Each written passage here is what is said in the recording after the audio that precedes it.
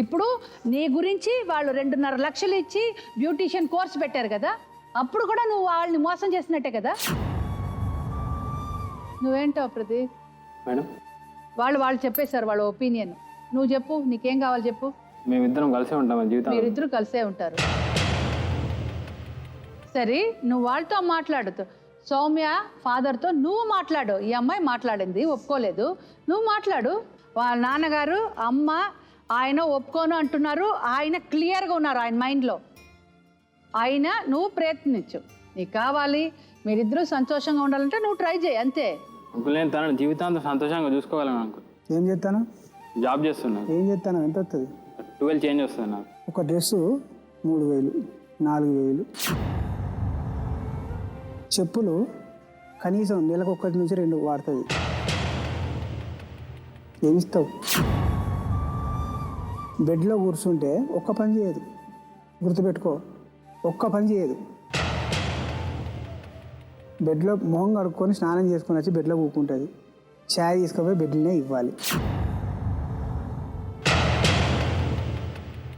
నేను తింటే నా ప్లేట్ తీసుకోదు ఆమె, అంత సుఖంగా పెరిగింది ఆమె. తనకు నా మీద అంత నమ్మకం ఉంది కాబట్టి నన్ను చేసుకుంటా అంటుంది. ఉన్నది నమ్మకం కానీ నీకు లేదు. నేను చూసుకోగలను జీవితాంతం, అందుకనే కదా. నీ ముఖం చూస్తేనే కనబడుతుంది. మీ అమ్మ ఏమన్నది? మీ అమ్మ కొట్టినప్పుడు ఏం చేసినావు? నేను మీ ఇంటికి వచ్చినప్పుడు నువ్వు పడుకొని ఉన్నావు కదా, మీ అమ్మ కొట్టినప్పుడు ఏం చేసినావు? ఎందుకు కొట్టినావు? ఎందుకు అడగలే? అప్పుడు అంత ప్రేమ ఉంటే మీ అక్క మీ అమ్మ ఇంటి మీద ఎగబడి కొట్టిరు, తిట్టిపోయారు, ఎట్లా పడితే అట్లా. వాళ్ళని మోసం చేస్తారు, మమ్మల్ని మోసం చేస్తారు, మీరు సుఖంగా ఉండరు, బతకలేరు. ఇక్కడ మాత్రం బతకలేరు. ఆమె ఆశ కష్టం చెయ్యేది, నువ్వు కూడా చెయ్యవు. మీద మీద మీద మీద చేసుకొని బతికే రకాలు మీ ఇద్దరి. బతకలేమని మీరు అనుకుంటే ఎట్లా? నువ్వు బాగా తెలుస్తుంది మీ మొక్కలు. నేను బతుకుతా, అది ఆ నమ్మకం నాకు ఉన్నది. నీ బాగున్నది, బాగా నూరిపోసినారు నీకు,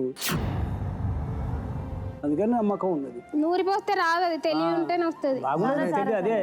నువ్వంతా సుఖపడతా నేనెందుకు వద్దంట మేడం? ఎవరి కోసం కష్టపడతా అంటాను? అడుగుతున్నారు కదా, నీకు ఆ విశ్వాసం లేదు.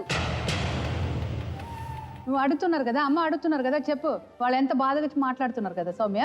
మరి నా బాధ కూడా అర్థం చేసుకోవచ్చు కదా, నేను ఉండలేనంటున్నా కదా. నీకు బాధ కాకుండా చూసుకుంటాం అంటానా, మా బాధ్యత అది.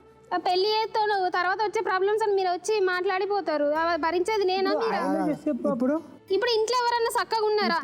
ఇంట్లో ఎవరన్నా ఉన్నారా? ఫస్ట్ మనం ఏందో ఆలోచించుకోవాలి. కానీ కరెక్టే, నేనేం చేయలేను. అది మేమిద్దరం పోయినాం. అమ్మా, అలాంటి వాళ్ళది నిజమైన ప్రేమ కాదు, అది వ్యామోహం. ఎగ్జాక్ట్లీ చిన్నత్త, నిజంగా ప్రేమించుకున్న వాళ్ళు అలా చేయరు.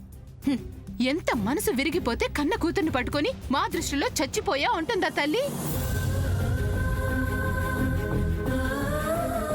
అది సరే అమ్మా, తన కూతురుతో తన మాట అనేటప్పుడు ఆమె మాటల్లో వ్యథ, కళ్ళల్లో బాధ గమనించావమ్మా?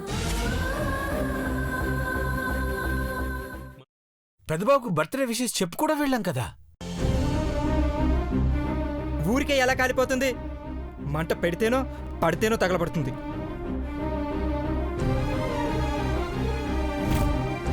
కరెక్ట్ చిన్నబాబు, నీకొచ్చినట్టే నాకు డౌట్ వచ్చింది.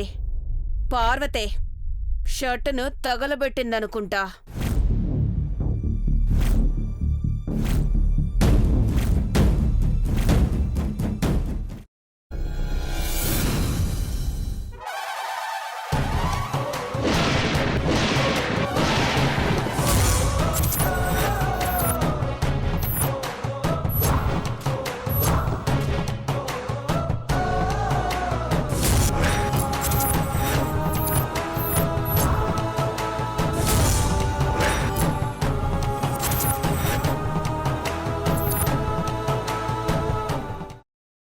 తర్వాత పొట్టు తీసేసి చాప్ చేసి పక్కన పెట్టుకోవాలి. ఒక ప్యాన్లో కొద్దిగా నూనె వేడి చేసి అందులో ఆవాలు, మినప్పప్పు, శనగపప్పు, కరివేపాకు, సన్నగా తరిగి పెట్టుకున్న ఉల్లిపాయలు వేసుకుని 1 నిమిషం పాటు వేయించుకోవాలి. ఆ తర్వాత కాల్చి కట్ చేసి పెట్టుకున్న వంకాయని కూడా అందులో వేసుకుని బాగా మిక్స్ చేసి బౌల్లోకి ట్రాన్స్ఫర్ చేసుకుని అందులో తగినంత చిక్కటి పెరుగు లేదా పల్చటి పెరుగు వేసుకుని మిక్స్ చేసి అన్నంతో కానివ్వండి, చపాతీతో కానివ్వండి సర్వ్ చేసినా చాలా బాగుంటుంది.